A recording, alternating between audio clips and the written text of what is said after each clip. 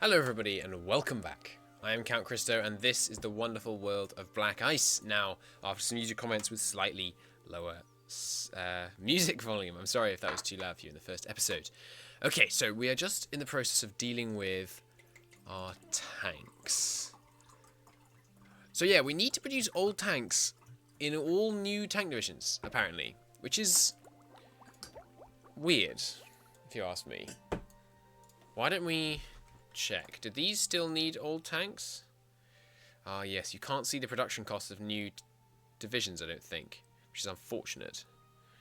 So which one's this Panzer, that thing there saying PZKPFW stands for Panzerkampfwagen, by the way, so I will occasionally refer to them that way. So hopefully these things just have one type of tank in them and we can just deal with them like that. The fact that these have multiple types of tanks in them irks me a little. That's going to make our logistics even more complicated. But hey, we're not here for an easy ride. So, our tank divisions currently have 2-to-1 Panzer II count. So Panzer IIs need twice as much production. Which means we should cut down... Well, let's just increase one rather than cutting the other down. How much more expensive are Panzer IIs? 18 versus 16. So let's go with double factories plus 1. And that should give us about double production of this. Right now it's not, obviously, because it's lacking oil, but we can deal with that in a second. So planes. Now planes are more complicated than the vanilla. There's all kinds of... Black Ice, as well as making things more complicated, has put a lot of emphasis on making things more historical. I'm mostly here for the complication rather than the historical, but we can certainly make do with the complicated. Air zones, by the way, much smaller. Fantastic change. I really, really like this. It means that having shorter range planes is far more viable. If you have an airbase actually nearby, they'll be able to operate more easily. Now, currently we're producing fighters and medium bombers. Now, maybe it's like vanilla, and medium bombers are a waste of time. Let's have a look in here. Promise I can't tell easily what these are. Okay, that's a medium bomber. Ground attack. Where's ground attack? There, 5. This is a CAS. Night CAS. Interesting. I wonder if they're actually a lot better at night. Or maybe they're just called night. Maybe someone called night invented them. More night CAS fighter. Is there any day CAS down here?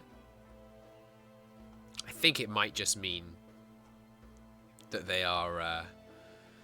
that they're invented by someone called Knight, rather than intended to be used at night.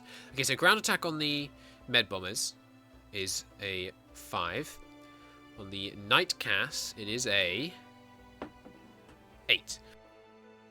Okay. These guys have a range of 450, but presumably we can put drop tanks on them, which I love that they've included drop tanks. The increased ability to do variants on these things is... Oh, it's so freaking good. So this night CAS, night harassment aircraft used to perform nuisance attacks.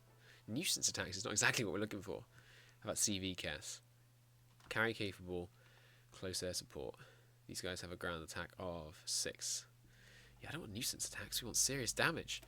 But yeah, you can make all these kind of variants. Oh no, I can't drop tank these guys. Can I drop tank you? Yes. Wait, could I drop tank this guy? No, the night CAS guy. No. Gun pod. What is that? Modification to carry extra cannons. Cool. Which would make them more capable in the air and less on the ground, right? Oh no, even better on the ground as well. Cool. Less bombs, but yet better on the ground. Ah, but way more naval attack. Interesting. But yeah, the drop tanks are crazy. So look at this fighter, right? It's got a range of 176 kilometers. You stick a drop tank on that puppy, extra 143. What a drop tank is a fuel, I believe. Please correct me if I'm wrong in the comments, but I think this is right. It's basically you have a fuel tank which you fly along with, and then you just, once it's empty, you drop it. And the advantage of that is that when you're flying back, you're way more fuel efficient than when you were flying out, because you have all this extra fuel. It's like staging a rocket, if you've ever played Kerbal Space Program, with, what's it called? Is it banana staging? Spaghetti staging? Where you have, you know, 2 boosters. Yeah, that's right. We're talking about Space Program. This World War II simulator. Get over it. So, basically, because the plane, once it gets rid of the drop tank, still has full fuel but has gone extra distance, it can go way, way further. It just costs a bit extra to produce, and not very much extra to produce, to be honest. So we're going to stick some drop tanks on everything, I think. In HOI4, drop tanks made things way more susceptible to damage. It doesn't look like that's the case here, which is nice. So yeah, we're going to cancel medium bomber production, I think. We're just going to go with CAS. Although 380 range, that's not very far. Let's have a look at what that means in practical terms. Give me some night CAS. Are these? Do we have any night CAS?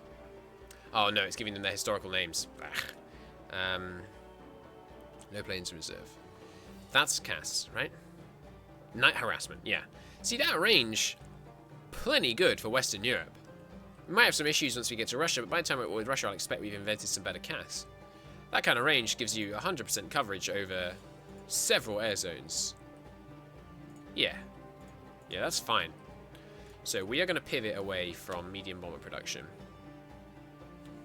Just straight up switch this line to night CAS. Are these... let's consider these guys. No, these are all about strategic bombing. They do have 14 ground attack. Ooh. That's pretty good. 28 cost compared to 18. Fast bomber, ground attack 7, but that ground attack there. 14 ground attack. Higher range. Lower agility, I have to imagine. Yeah, way worse agility.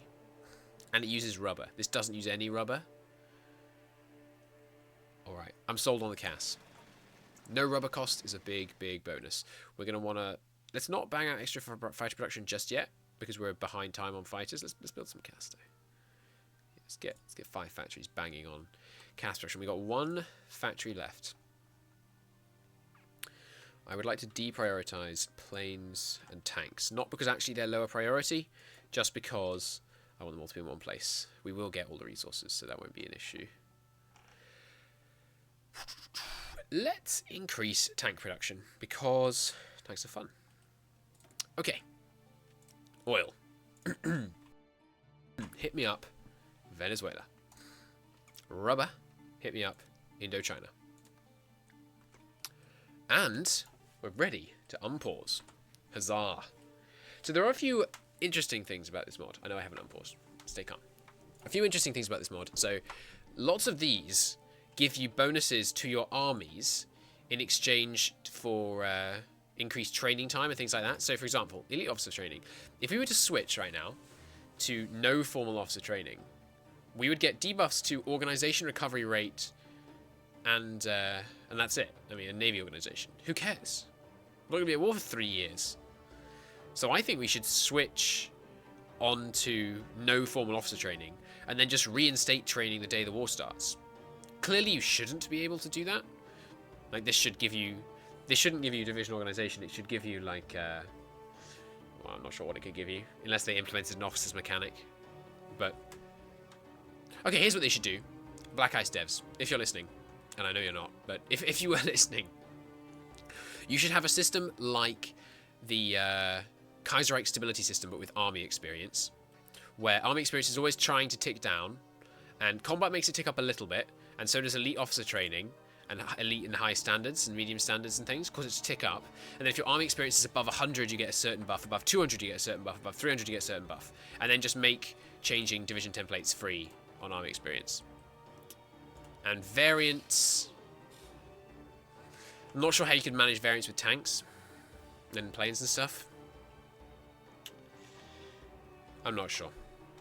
It's a shame I'm not a modder, because I would do these things myself and it'd be awesome, but sadly I must leave it to those smarter than I.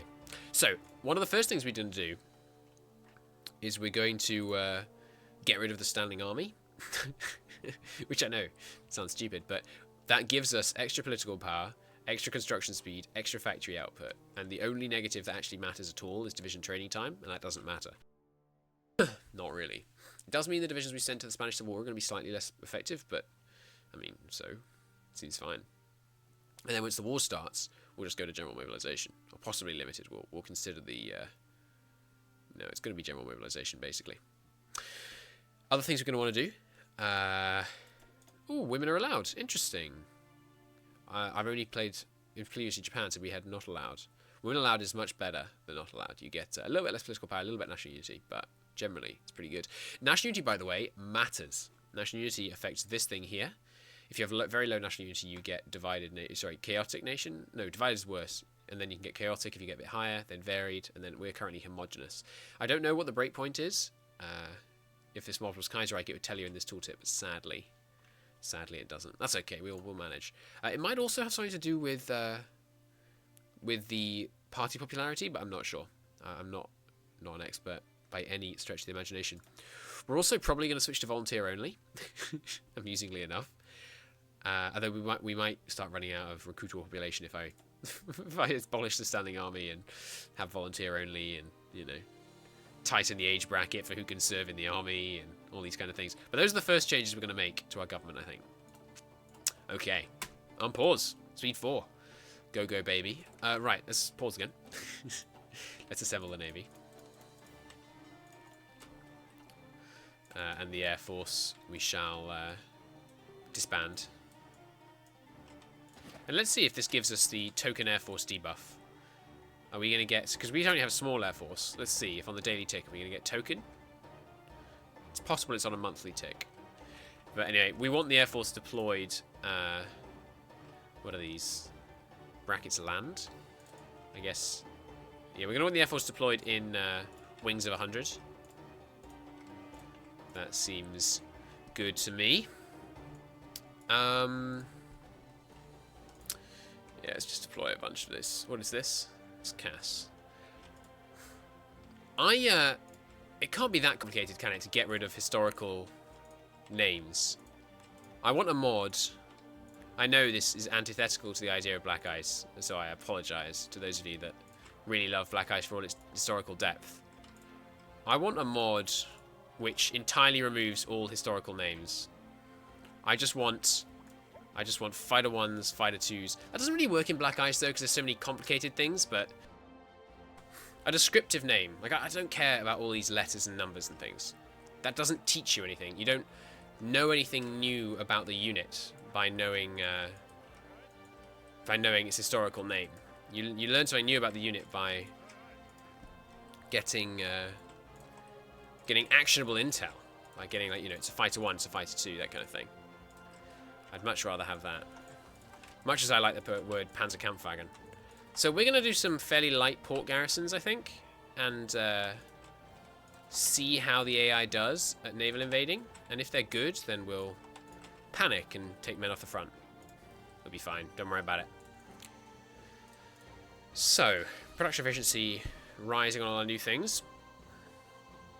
Yeah, we have quite a few debuffs to production efficiency right now, but what we get in exchange for all those debuffs is a very tasty factory output boost. That being said, banning foreign investors hurts.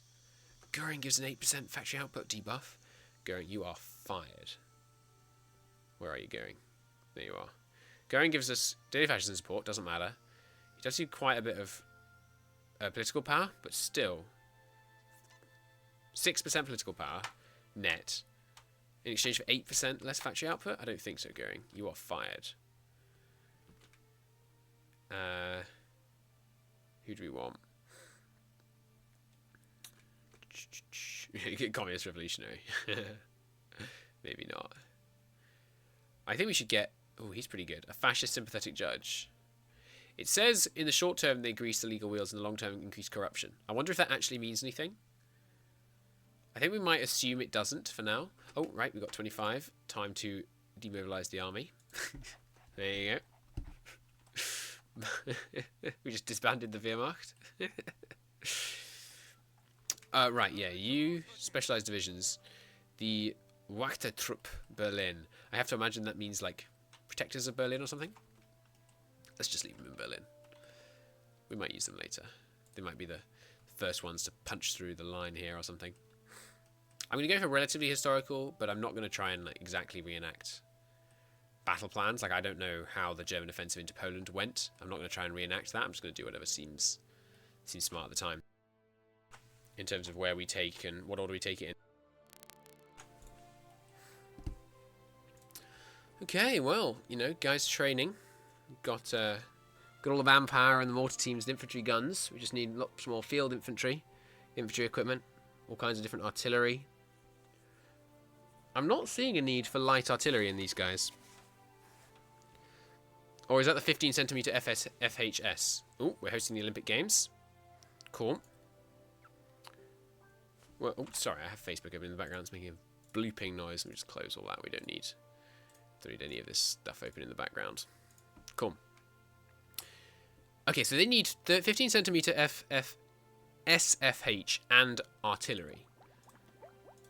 So 15 centimeter is medium. Maybe light is the one that's just being called artillery. I think maybe that's the case, unless it's just this one up here. But no, that doesn't enable anything. It's just called artillery. So I'm not sure. Okay, missing equipment production. Mountainous artillery. Do we want to have specialized mountaineers? We're not really going to fight through any mountain ranges until, I guess, potentially Yugoslavia. We are hosting the Olympic Games. Let them begin. Okay, so there's a whole bunch of these events, I think. Maybe if we don't do the focuses, it won't happen. Or maybe this is just going to bypass the focus. This might just start bypassing these focuses. I'm not sure. But, yeah, so I think this just gives us a template, maybe? No? The tutorial thing at the beginning, I thought said it gave you army experience with which to make the template. That didn't appear to give us any army experience. But I'm not, like I said, I'm not very fussed about what we use in that terms. Now, these X's, these, by the way, are NATO symbols, if you're not familiar. This is infantry, this is a light tank, this is motorized, this is cavalry, this is that little, what would you call that? Triangle at the bottom. It represents mountains. Obviously, this is a garrison. It's quite simple. The dot in the middle represents artillery. The X's above it, there, and the lines above it here, have a meaning. I don't know what it is. And I don't care, I'm afraid. So, I think it means this is a corps, I think, maybe, with 2 X's. Is 2 X's a corps? And like 1 X is a division. I don't know what a line is. But we're not going to worry about that. This is going to be this, and that's going to be, and then we'll use this, this, this, and this. And this will be like our best infantry, and this will be our least good. Right? So we're going to use it as a tier system. And I apologize if you're a big history buff and you really like these things all being exactly as they were. I apologize. That's not exactly what I'm going to do. We're going to go with like that. And this is our most basic light tank division. Oops, no, light tanks. There we go. So to continue explaining what some of these mean, you know, light tank, normal tank, and then if they had a line on the side, do we not have that? We don't have a heavy tank division icon. I might have to get that mod, which adds a whole bunch of these. There we go. With a line like that, I think that means heavy tank. Or maybe that's medium and 2 lines is heavy. Something like that. I might have to get a mod that fixes that, because we need... I'd like standard white, light and heavy tank NATO icons. That'd be helpful. But anyway, yeah, we're going to use some simplified ones. So if we let's say we make a variant of this. Combat width, by the way, has been increased from the base game. It is 160 base and 140 base and plus 60 from every extra angle of attack, up from 120 base and 40 from every extra angle of attack in vanilla. So you want to have ideally 30 or 60 combat width divisions, is my understanding. So let's say later on we said, okay, let's get some extra marines in here, sorry, some extra infantry in here, and we'll add another anti-tank and another artillery. And in fact, you know, those Ruskies are really stepping to us with their tanks, so we're going to put crap tons of tanks in here. Then we'll say, okay, that's infantry too, and we'll do it like that. Okay, cool. So that's the metric we're going to be using. This little arrow here, by the way, means these are priority reinforcement. I don't think we need mountaineers. I think you can switch to an infantry division. Don't have the equipment for it right now. That's okay. Also, this mod integrates the same mod, or at least something very similar, than the Road to 56 uses, where you have multiple tiers within each rank. So we're like rank 4 out of 3, I think, is what that means. Enter the Rhineland has been completed. Excellent. And are they going to let us? Oh, right, and there's something called Allied Anger. So Anschluss, Solutions for Slovakia, increase Allied Anger. I don't know at what point Allied Anger matters. Like, if I look at the British focus tree, none of these things appear to require Allied Anger. So, I mean, I don't know what it does. I'm guessing it must have something to do with if you annoy them enough, they declare on you. But, you know, I'm not seeing Allied Anger anywhere on this focus tree. Perhaps it's the US? No, the US focus tree is almost identical to vanilla, with the addition of these bit over here and this bit here. So when they say they've reworked all major focus trees, they're not really. They've many of the focus trees are fairly similar. Any Allied Anger stuff for you? Not that I can see. I don't know. We'll see what that does. I guess it's just an event chain triggered thing. So next focus, we could go straight for Alsace-Lorraine. That seems like a bad idea. Can't reclaim the Sudetenland or Anschluss until we have more men in the field. I like that these don't follow on from each other. It's very sensible. You can do these in any order. That's a really cool change. Let's go. Oh, I can't do this yet because it needs to be 22nd of April. We could round up German horses just to get 5k horse equipment. That is one of our deficits right now. It's not a bad idea. Start working on the Luftwaffe. Give us some research bonuses. Or some free dockyards. Wouldn't go wrong. Arctic Weather Base.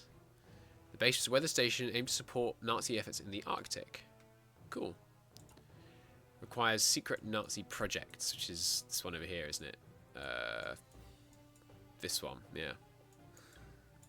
Find a tracked mine.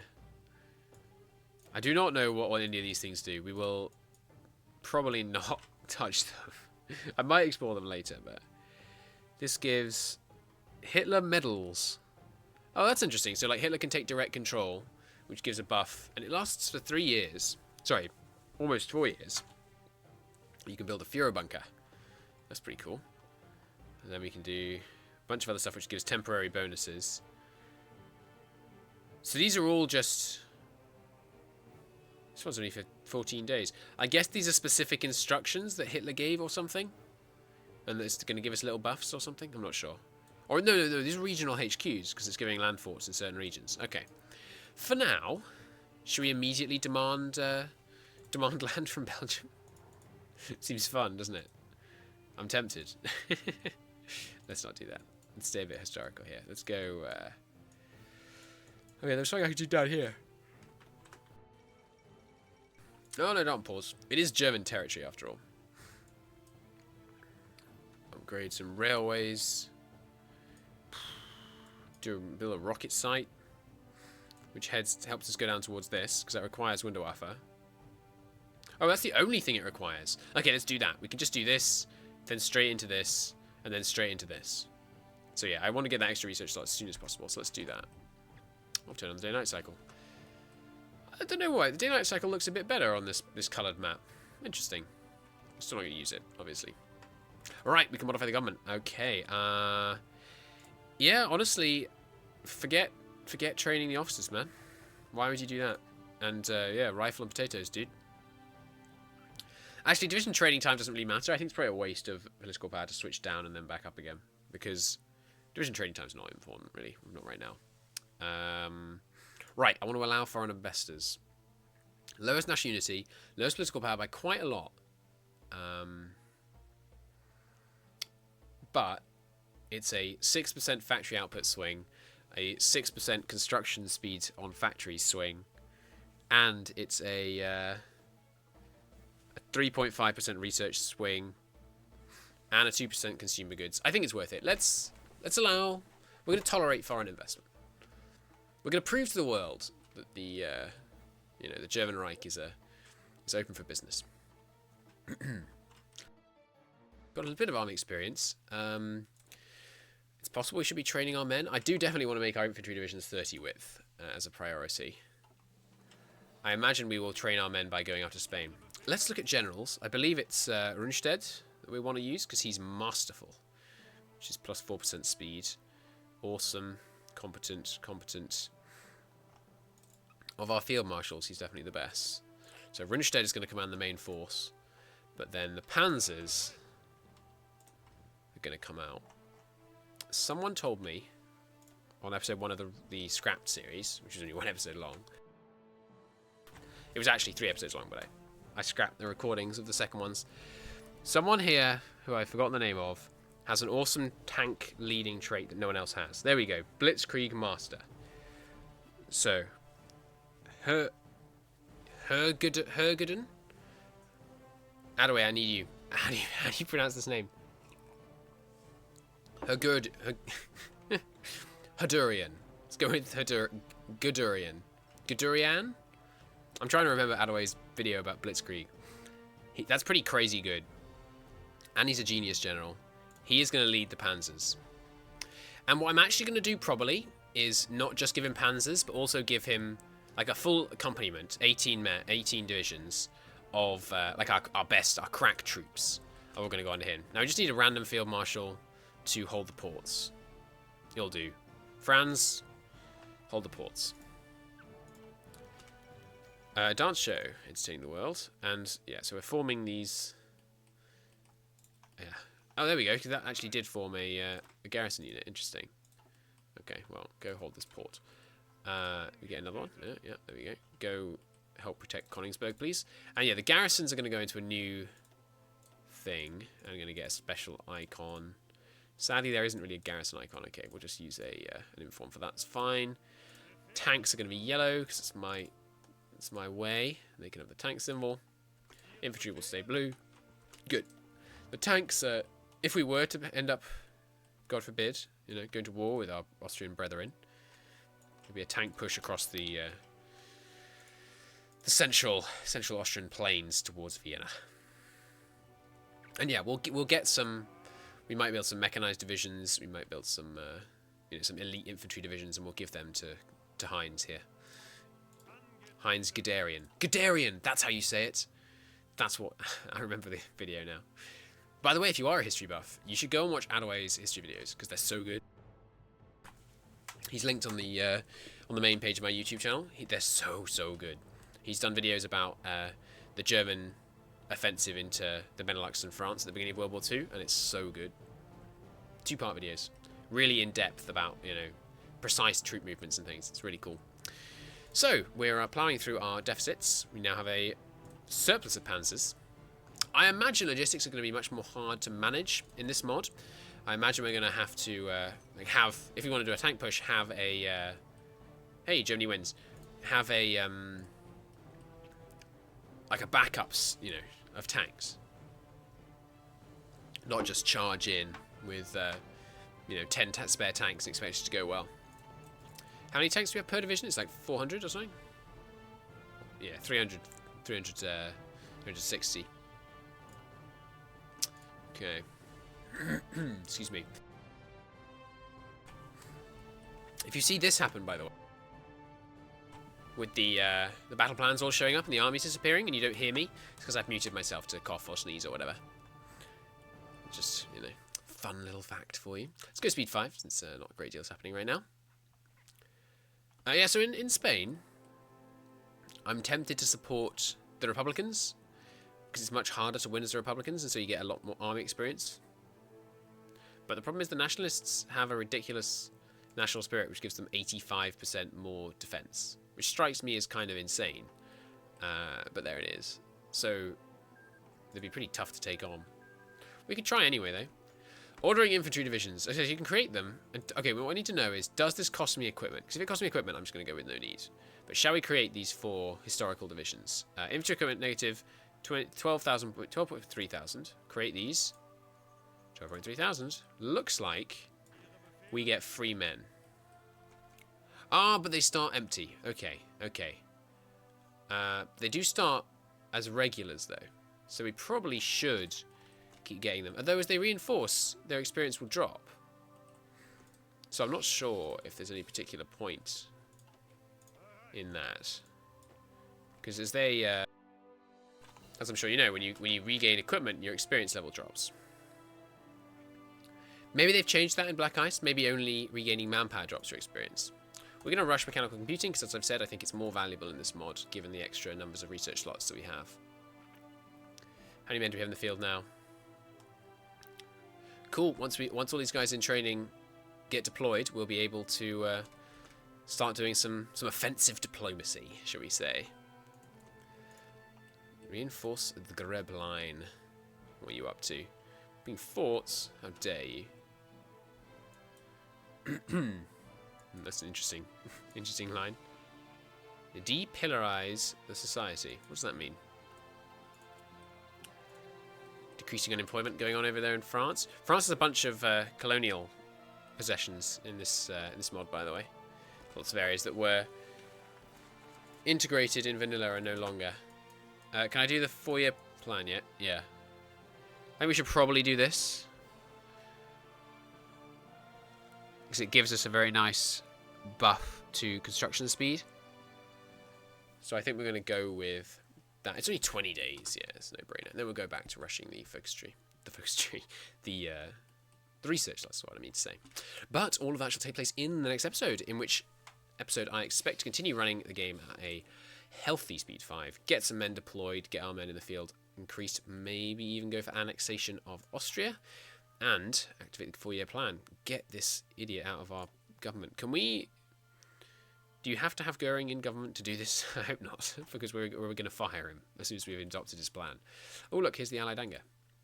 Wait, no, it vanished. Where was it? I saw it a second ago. I swear I saw Allied anger. There it is. So the Allies have a level 2 of anger at Italy, because they took out Abyssinia.